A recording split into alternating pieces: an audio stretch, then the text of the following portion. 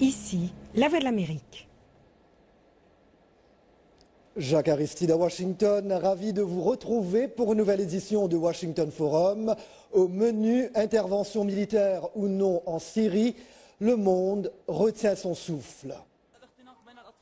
2 semaines après l'attaque chimique présumée sur des faubourgs de Damas, Washington et Paris ont présenté leurs preuves de l'implication de l'armée de Bachar al-Assad. Mais au sujet des frappes contre le pouvoir syrien, les Occidentaux ont vite temporisé, tandis que le risque d'embrasement du Proche-Orient est de plus en plus évoqué. Décryptage. Washington Forum.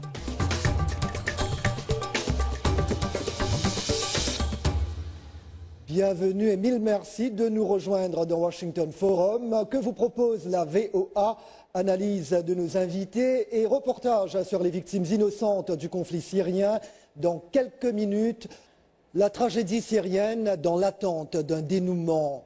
Une intervention contre le régime de Bachar al-Assad est devenue moins imminente, pourtant immédiatement envisagée après le bombardement à l'arme chimique du 21 août. Le président Barack Obama attend le feu vert du Congrès américain qui se réunit lundi. Les États-Unis, tout comme la France, sont confrontés à des opinions publiques peu favorables à une guerre après l'Irak et l'Afghanistan. Les Britanniques se sont déjà retirés d'une éventuelle coalition internationale, alors que le blocage russe et chinois se poursuit à l'ONU.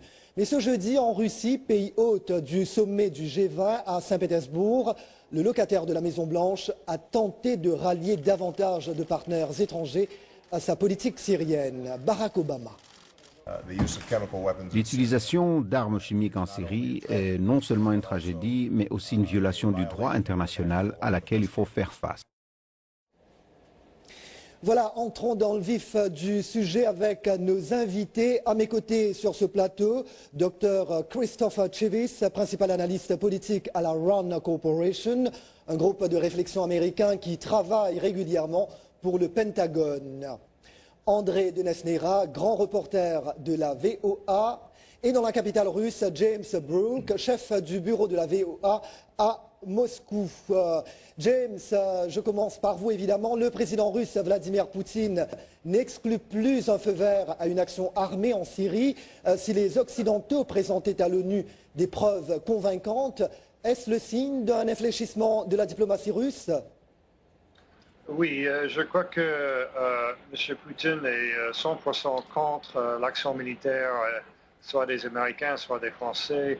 Il ne faut pas oublier que la Russie a mis Moscou est ami du clan Assad depuis l'année 70, quand s'est produit les coups d'État en Syrie. Ensuite, c'est 43 ans d'amitié, d'appui, de fourniture d'armes aux Syriens. Ensuite, c'est une alliance qui ne va pas casser d'une nuit à l'autre, d'un jour à l'autre. Voilà donc Moscou qui demeure l'allié indéfectible du régime de Bachar al-Assad. James, est-ce vraiment sincère de la part de Poutine ou est-ce seulement pour gagner du temps? Oui, je crois qu'il est 100% sincère et je crois qu'il ne va pas se battre à côté des Syriens contre les Américains, mais ils vont faire le veto au sein de l'ONU. Ils vont tout faire pour empêcher. Ils font de la propagande. Ici à Saint-Pétersbourg, pendant toute la journée, une série des fonctionnaires russes qui ont critiqué les preuves qui ont été montrées par les États-Unis, par la France. C'est une campagne de propagande incessante. Voilà, campagne de propagande. Docteur Chivis, pas mal d'atermoiements donc autour d'une éventuelle intervention. Ces frappes vont-elles avoir lieu et que vont-elles vraiment changer à la crise syrienne? C'est une très bonne question. À mon avis, c'est très probable que les frappes vont avoir lieu. C'est presque certain en ce moment. Et c'est possible toujours que le Congrès américain va décider de ne pas supporter le président. Et dans ce cas-là, on va arriver à une décision très difficile pour la Maison-Blanche. Mais dans cette situation, je crois que les États-Unis vont toujours aller avec des frappes. Est-ce que ça va changer beaucoup en Syrie? C'est une très bonne question. À mon avis, ça ne va pas immédiatement changer beaucoup sur la terre, mais ça va changer un peu. Voilà, mais André, l'ONU n'a pas encore publié son rapport, 10 ans après la guerre en Irak. Comment justifier une intervention sans preuve indépendante du rôle de Bachar al-Assad dans cette attaque chimique? Mais pour les Américains, la preuve est déjà là. Ils ont dit une preuve indépendante, comme pour la France. 1400 morts, 400 enfants. Pour eux, ça y est. Hein, Et alors évidemment, il faut se rappeler aussi que les Onusiens prennent leur temps. Ça prend pas mal de temps. Les Américains ont dit nous avons déjà les données nécessaires. En parlant de l'Irak, je crois qu'il faut souligner que la silhouette, si vous voulez, de l'Irak plane sur toutes ces discussions gouvernementales et autres. Parce que rappelez-vous de l'intervention du secrétaire d'État Colin Powell aux Nations Unies, où ils ont justement mis sur pied, soi-disant, toutes les données pour les armes de destruction massive, et ils n'en avaient pas.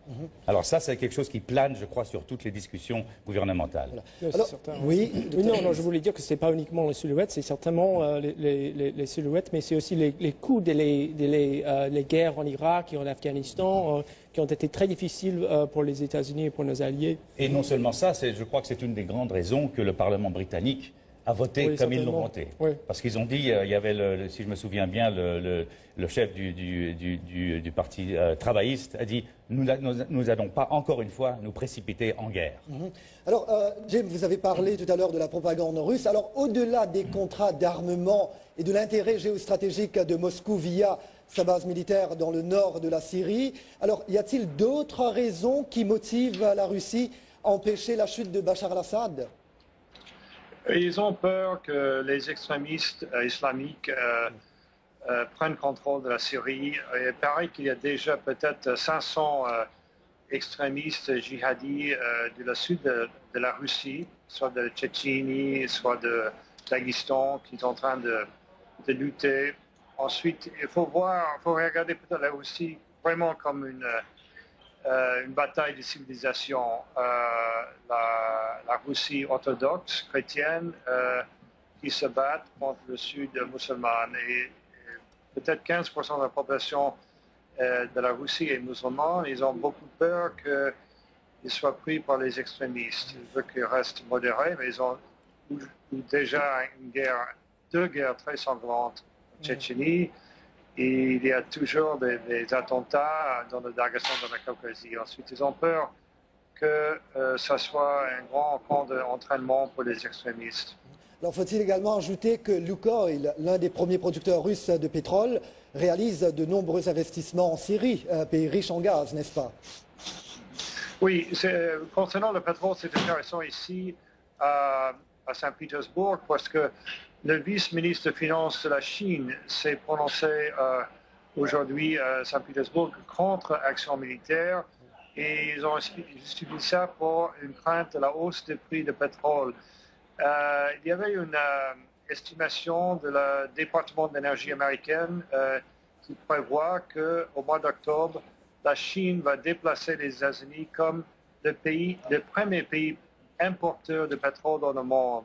Ensuite, la politique chinoise, quant à moi, selon moi, c'est beaucoup influencé par l'énergie.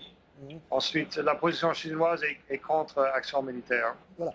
Barack Obama a donc décidé de frapper la Syrie sur la base de sa fameuse ligne rouge, mais veut auparavant obtenir l'aval du Congrès. Vous l'avez dit tout à l'heure, Dr Chevis. Le recours au Congrès est-il un pari politique risqué? Oui, c'est risqué, mais c'est nécessaire à mon avis. Parce que ce qui s'est passé, c'est qu'au début de la semaine dernière, l'administration, la Maison-Blanche, allait très vite vers des frappes.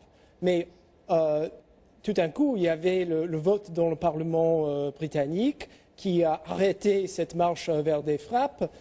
Donc le président, je crois qu'il a décidé que pour que ces frappes avoir de légitimité dans le monde, il faut avoir du soutien, certainement. Si on n'a pas le soutien de nos alliés, de tous nos alliés, et même des Britanniques, il faut avoir le soutien du Congrès. Donc c'était nécessaire. Il y a des risques, certainement, mais c'était nécessaire. Et ce vote du Congrès ne devrait pas intervenir avant le 9 septembre, date de rentrée des parlementaires américains. Mais André, que risque-t-il de se passer si Barack Obama est confronté au refus du Congrès? Pourrait-il faire machine arrière et renoncer à des frappes même ciblées? Il peut faire machine arrière, comme a dit le docteur. C'est une des questions fondamentales fondamentale qu'il va se poser. Parce qu'il y a 3 scénarios. Le premier scénario, feu vert, on y va, pas de problème.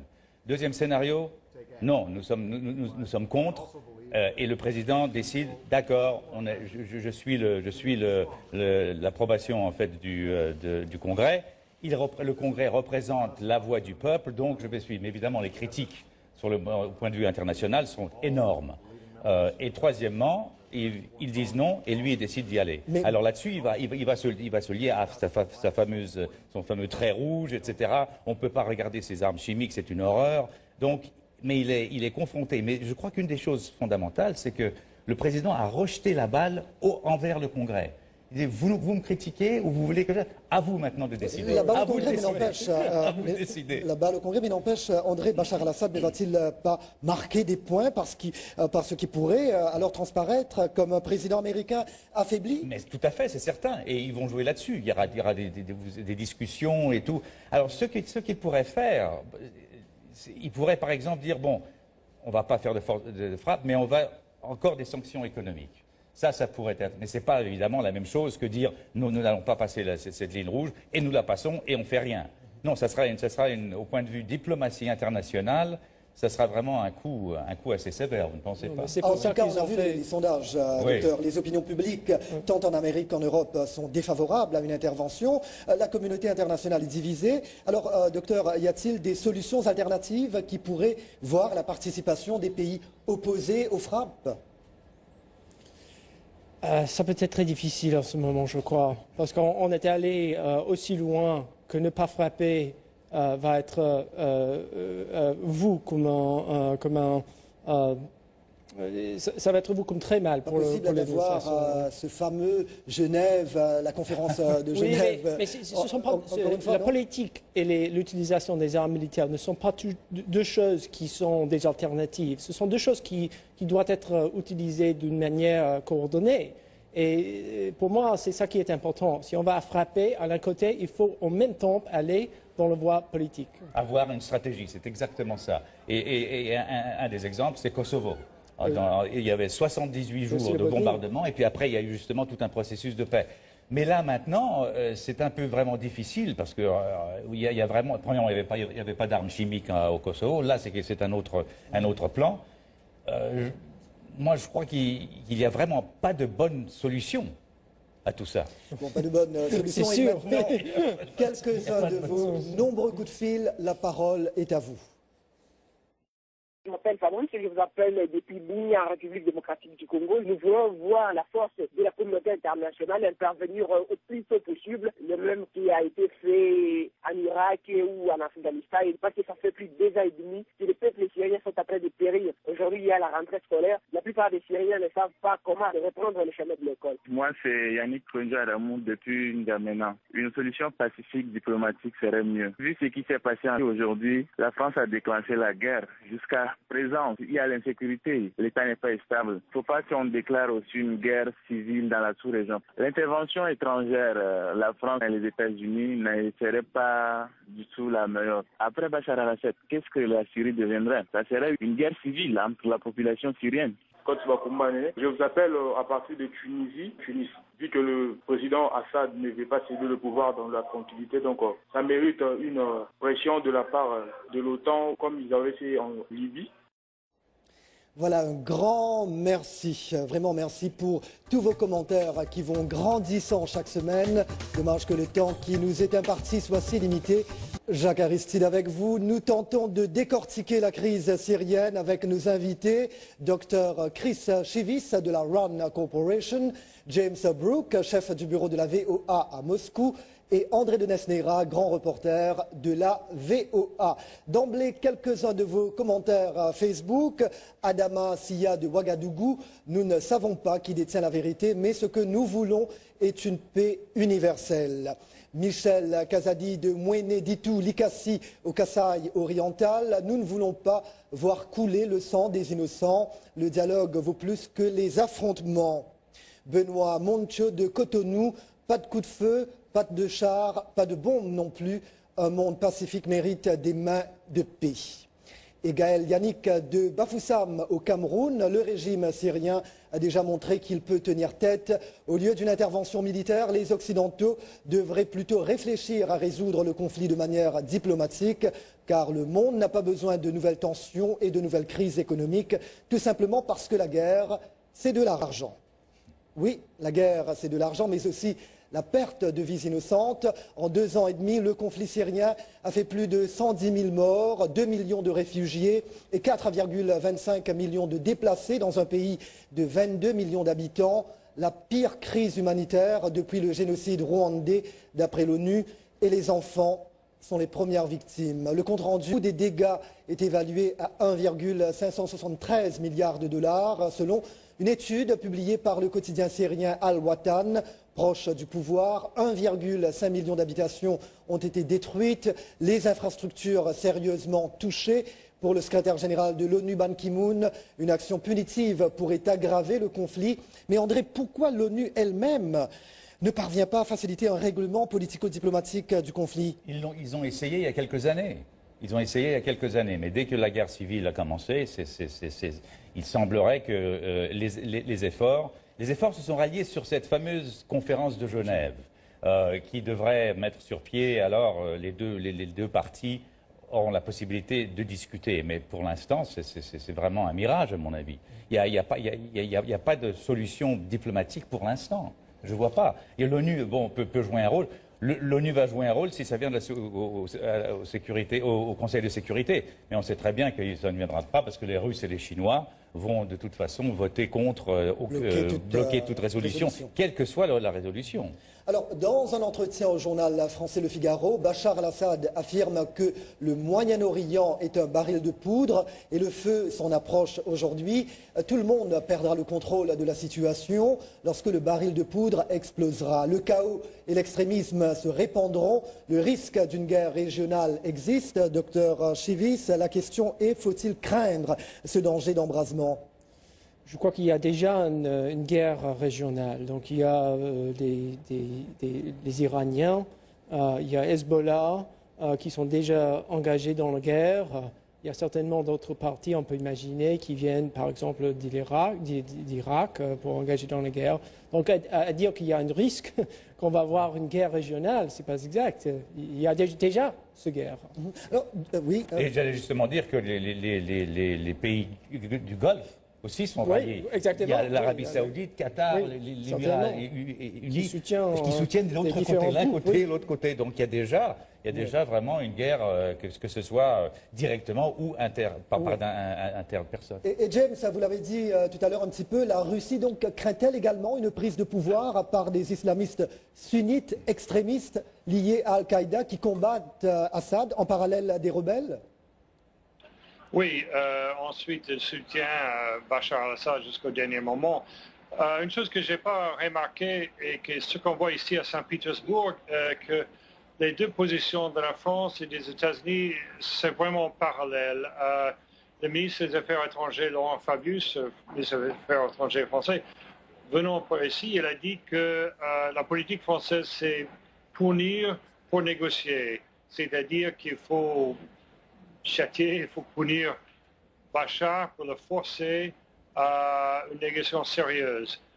Dernier point, pour que la France s'intéresse tellement, il faut que vos auditeurs n'oublient pas qu'entre 1918 et 1943, c'est 25 ans, c'est la France qui a géré la Syrie. Ensuite, ils sentent une responsabilité, on peut dire, aux Syrie. Il y a beaucoup de Syriens francophones qui habitent à Paris, en France. Ensuite, il y a ce lien de sang et de famille entre les deux pays. Alors, André, ça, ce sont les raisons qui motivent la Russie à soutenir Bachar al-Assad. Mais qu'en est-il des autres acteurs impliqués dans ce conflit complexe? Se positionnent-ils en fonction d'intérêts stratégiques pas toujours très avouables? C'est ce qu'on vient de dire, justement, dans la guerre, c'est une guerre régionale maintenant. Alors, il y a tous les intérêts stratégiques du Qatar, de l'Arabie Saoudite, la Russie. Il y a énormément de points stratégiques, c'est certain. Ils ne sont pas là simplement pour... Bon, ben, s'ils ne voulaient pas se lancer là-dedans... Est-ce que l'un ou l'autre veut devenir le maître de la région? Non, je ne crois pas que ce n'est pas nécessairement le maître de la région, mais jouer un rôle fondamental, c'est certain. Et justement, là maintenant, on a ce qui se passe en Syrie. N'oubliez pas ce qui se passe en Égypte aussi. Donc il y a pas mal de raisons stratégiques pour tous les pays, une fois ou l'autre, de se rallier. Docteur Chevis? Non, je suis d'accord, je suis complètement d'accord. Voilà. D'autres appels à présent, la parole est à vous.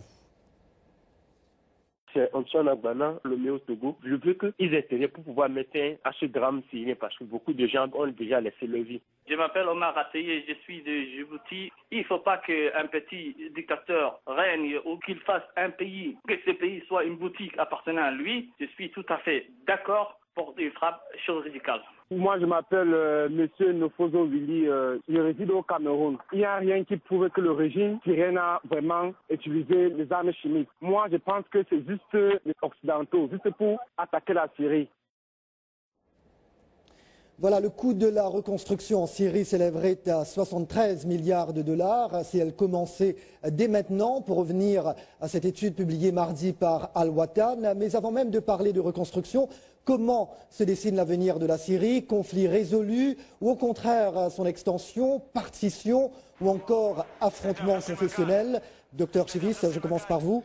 Certainement des possibilités. À mon avis, le meilleur pour la stabilité de la Syrie, c'est de trouver une solution diplomatique et politique de la guerre, parce que c'est uniquement avec cette solution qu'on peut avoir la sécurité pour les groupes comme les Alaouites dans le nord-ouest du pays. Mais si on n'a pas une solution politique, la guerre va continuer beaucoup plus loin, la destruction va être beaucoup plus massive. Comme on a dit avant, l'utilisation des armes militaires pour un but politique. Et c'est là-dessus justement qu'il faut jouer. Mais quel sera justement ce forum? Parce qu'il faudra mettre sur pied un forum où il y aura toutes sortes de discussions. Je ne sais pas quand ça arrivera avec cette guerre maintenant. James, un mot sur cette même question? L'avenir de la Russie? Je crois qu'ils vont la Syrie, évidemment. Évidemment, Russie, bien sûr, Russie et Syrie. Oui, je crois que les Russes vont continuer à coûter. Ils ont envoyé 6 navires de la bateau de la marine russe à côté tout près de Syrie. Mais ce n'est pas vraiment une menace, c'est plutôt pour évacuer les citoyens russes.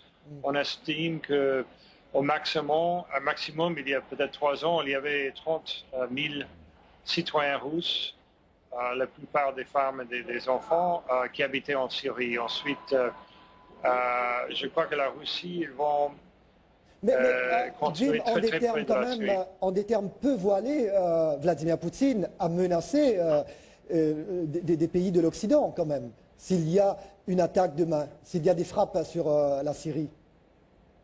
Il n'y aura pas de combat entre les États-Unis et la Russie, c'est sûr, mais ils vont combattre dans les forums internationaux, c'est-à-dire ici ou dans l'ONU. Mais il n'y aura pas d'échange des balles, des roquettes, etc., entre les deux pays. Voilà.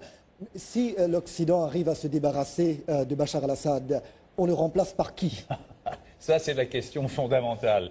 Tout le monde voudrait savoir comment ça va se passer.